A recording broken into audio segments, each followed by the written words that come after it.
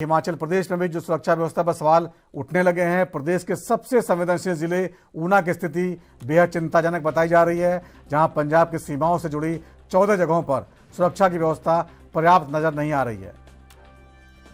खासकर चंडीगढ़ धर्मशाला राष्ट्रीय राजमार्ग पर स्थित मीहतपुर बैरियर में सुरक्षा की स्थिति कमजोर दिखाई दी, जहां सीसीटीवी कैमरे तो लगे हैं, लेकिन वाहनों की चेकिंग और असामाजिक गतिविधियों पर नजर रखने के लिए सिर्फ एक ही सुरक्षाकर्मी को तैनात किया गया है।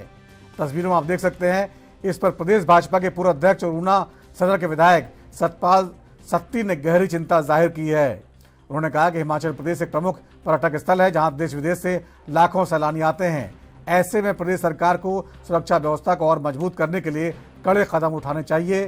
सत्ती ने यह भी कहा कि हिमाचल प्रदेश अब अवैध गतिविधियों का केंद्र बनता जा रहा है और इन गतिविधियों पर अंकुश लगाने के लिए राज्य सरकार को फौरन प्रभावी कार्रवाई करनी चाहिए।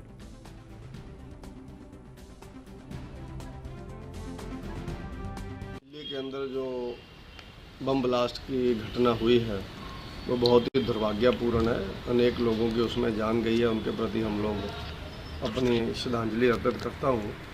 और वहीं पर जो देशद्रोही ताकतें हैं देश के अंदर देश के विकास को सहन नहीं कर पा रही हैं, देश की प्रगति को सहन नहीं कर पा रही हैं, देश के मान सम्मान जो बढ़ रहा है उसको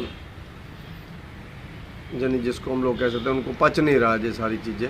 ऐसी देशद्रोही ताकतों ने जो बम ब्लास्ट किया है उनकी हम लोग निंदा करते हैं और देश की गवर्नमेंट से आग्रह करते हैं कि कड़ी से कड़ी सज़ा ऐसे लोगों को और उनको साजिशकर्ताओं को देनी चाहिए कि आने वाले जो अन्य लोग ऐसी दुर्भावना रख के बातें सोचते हैं उनको भी कड़ा संदेश इसका जाना चाहिए। और इसके साथ साथ पूरे देश के अलग अलग राज्यों में जो हाई अलर्ट घोषित किया गया है उसमें हिमाचल प्रदेश भी है, क्योंकि हिमाचल प्रदेश टूरिस्ट स्टेट है जहाँ पर टूरिस्ट बड़ी मात्रा में लोग आते हैं।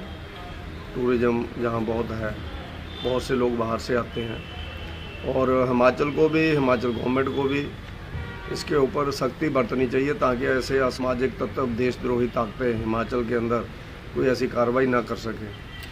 लेकिन प्रदेश सरकार के निठल्लेपन के कारण और निकम्मेपन के कारण जो ध्यान में आता है कि इनके बस की बात नहीं है इन चीज़ों को कंट्रोल करना, क्योंकि इनसे तो स्थानीय स्तर के ऊपर उभरते हुए माफियाओं पर ही लगाम नहीं कसी जा रही है।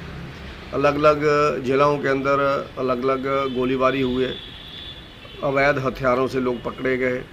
जिला ऊना तो अवैध हथियारों का और अवैध खनन करने वालों का, अवैध धंधे करने वालों का, अवैध शराब बेचने वालों का एक शरण स्थली बन गई है कांग्रेस के स्थानीय नेताओं के संरक्षण के कारण। तो इसलिए